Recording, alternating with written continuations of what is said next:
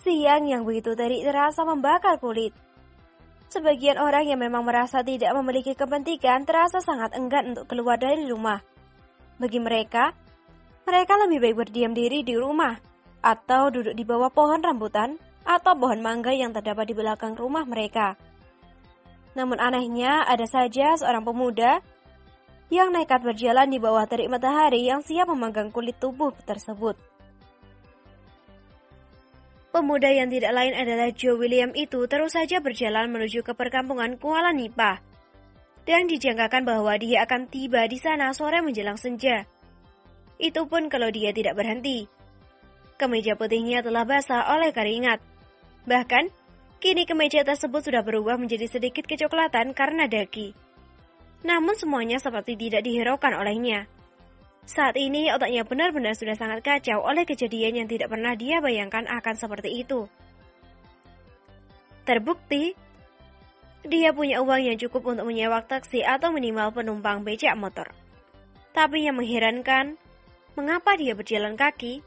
Pasti ada yang salah dengan otak pemuda ini. Tepat di tikungan yang menuju ke Kuala Nipah, Joe William yang masih saja menunjukkan kegalauannya dicegat oleh 4 orang pemuda yang tampak sedang duduk-duduk di sana sambil meminum minuman yang memabukkan. Sekilas, tampak minuman itu seperti susu. Tapi itu bukanlah susu, melainkan tuak. "Hei Lai, mau kemana kau?" tanya salah satu dari keempat orang pemuda yang duduk di bawah sebatang pohon mangga di tikungan tersebut. "Aku mau ke Kuala Nipah, Bang," jawab Joe. "Punya uang kau, Lai? Minuman kami kurang, atau kau mau minum bersama-sama?" tanya orang itu lagi. Joe tidak banyak bertanya, karena baginya yang terpenting adalah segera tiba di Kuala Nipah. Dia merogoh sakunya secara acak, lalu kini di tangannya terlihat 2 lembar uang Rp50.000. "Ini Bang," kata Joe menyodorkan uang tersebut. "Ada segini uangmu? Mana cukup ini?" bentak lelaki yang satunya lagi. "Abang mau atau tidak?" tanya Joe yang mulai merasa emosi. "Tambah lagi lah, ini banyak cukup." "Jika tidak mau, maka aku tidak ada lagi. Aku permisi," kata Joe lalu segera hendak meninggalkan tempat itu. "Tidak ada uang, maka tidak boleh lewat." "Bang, aku sudah memberikan, tapi kau menolak. Jangan paksa aku meminum darahmu," ancam Joe yang kini sudah terlihat memerah matanya. "Nantang kau ya? Anak mana kau?" tanya lelaki itu berusaha memegang kerah baju milik Joe. "Kayak, tanganku!" teriak lelaki itu sambil mengibaskan tangannya yang terkilir akibat dipelintir oleh Joe. "Sekali lagi, jangan paksa aku meminum darah kalian." Joe segera berlalu. Wush! Prak! Tampak orang yang berada di belakang Joe melempar teko kosong ke arah Joe yang membelakangi mereka. Namun, enak saja Joe mengangkat sebelah kakinya ke belakang, dan hasilnya, teko kosong itu berhasil dia tendang dan kembali kepada si pelempar tadi hingga mengenai wajahnya. Keluh lelaki itu. Seketika dia merasakan wajahnya seperti ditampar oleh tangan besar. "Ini uangnya tadi, gunakan untuk berobat. Jika kurang, kau bisa mencariku di Kuala Nipah.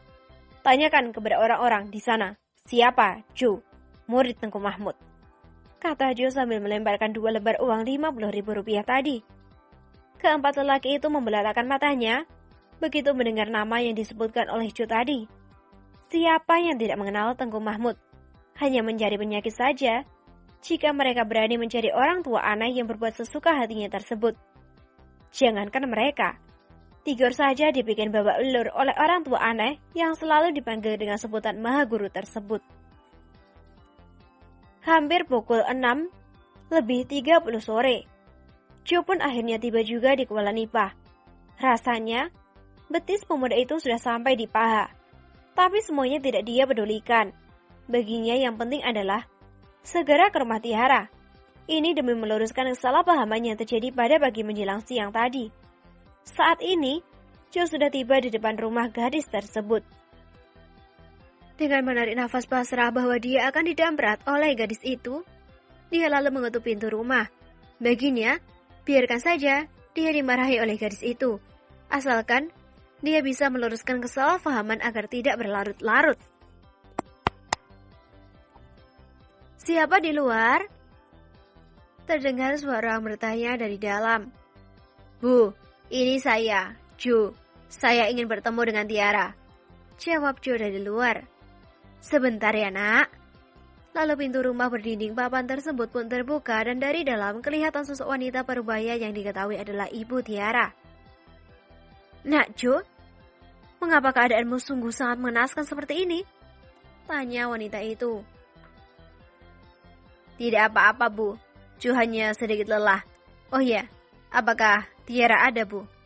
Tiara ada, sebentar ibu panggilkan. Jo hanya mengangguk saja dan duduk di ruang tengah rumah tersebut. Tiara, bangun nak, Jo datang mencarimu. Tidak ada jawaban dari sang gadis, mungkin dia masih merajuk. Tiara, apakah kau tertidur? Tiara tidak tidur, hanya saja Tiara tidak ingin bertemu dengan Jo itu. Suruh saja dia pulang, Bu. Terdengar jawaban dari dalam kamar. Tiara, tidak baik seperti itu, nak. Temuilah Jo itu. Mungkin ada sesuatu yang ingin dia jelaskan kepadamu. Aku tidak mau. Pokoknya, aku tidak mau, Bu. Tegas Tiara yang tetap tidak ingin bertemu dengan Jo. Mendengar jawaban dari anak gadisnya itu, ibu Tiara hanya mengangkat bahu lalu segera berjalan kembali ke ruang tengah, di mana Jo tadi sedang duduk. Saya sudah mendengar, Bu. Saya hanya ingin meluruskan kesalahpahaman. Saya bukan ingin meminta maaf, karena tidak ada yang perlu dimaafkan. Saya hanya ingin meluruskan kesalahpahaman. Namun, jika saya tidak dihargai, maka saya akan pergi. Kata Jo lalu segera bangkit dari tempat duduknya. Pergi saja jika ingin pergi. Aku kan memang tidak ada artinya untukmu. Terdengar jawaban dari dalam. Mendengar ini, Jo hanya menarik nafas. Dalam hatinya dia berkata, apa maunya wanita ini? Mengapa sungguh sulit untuk dimengerti? Bujuklah Tiara, Jo. Ibu masih ada pekerjaan. Harapan ibu, yang sabar ya nak. Kata sang ibu lalu segera kembali ke belakang untuk menyelesaikan pekerjaannya yang tertunda akibat kedatangan pemuda itu tadi. Iya bu, jawab Jo lalu keluar dari rumah untuk menuju ke bagian samping rumah tersebut dan berhenti tepat di depan jendela kamar Tiara. Tiara, kau jangan marah kepadaku. Semuanya tidak seperti yang kau sangka. Aku dan Lestari tidak memiliki hubungan apa-apa. Aku harap kau bisa mempercayaiku. Semuanya sudah jelas. Aku tidak membutuhkan alasan apa-apa lagi. Jawab Tiara yang masih saja berada di dalam kamarnya. Aku harus bagaimana untuk membuatmu percaya bahwa aku memang tidak memiliki hubungan khusus dengan Lestari. Aku itu tadi hanya membantu keluarganya untuk melunasi hutang mereka dengan orang-orang di Tari Tasik Putri. Sebagai ungkapan terima kasih, Lestari lalu memelukku. Dan kau menikmati pelukan itu kan? Sergah Tiara. Aku tidak. Kau cobalah sedikit saja mempercayaiku. Kau tahu, selama 6 bulan ini, aku terus menunggu kedatanganmu. Tapi setelah bertemu, hanya rasa sakit yang aku dapat. Aku tidak perlu mengatakan secara rinci, karena kau pasti tahu di mana kesalahanmu. Iya, aku tahu. Tapi beri aku sekali lagi kesempatan. Aku ingin Tiaraku yang dulu. Tidak ada yang lebih membahagiakan daripada menemukan kembali Tiaraku yang dulu, yang sangat menyayangi diriku. Kata Jo sambil mengeluarkan jurus rayuan pamungkasnya. Semua pasti berubah seiring berjalannya waktu. Kau juga berubah? Aku juga berubah menurut keadaan. Jawab Tiara. Tidak ada lagi yang bisa dikatakan oleh Jo. Dia hanya berdiri saja di depan jendela yang tertutup rapat itu dengan harapan bahwa Tiara akan membuka pintu tersebut dan melihat dirinya. Aku akan menunggumu di sini sampai kau mau bertemu denganku, kata Jo, lalu duduk bersandar di dinding bagian luar rumah gadis itu.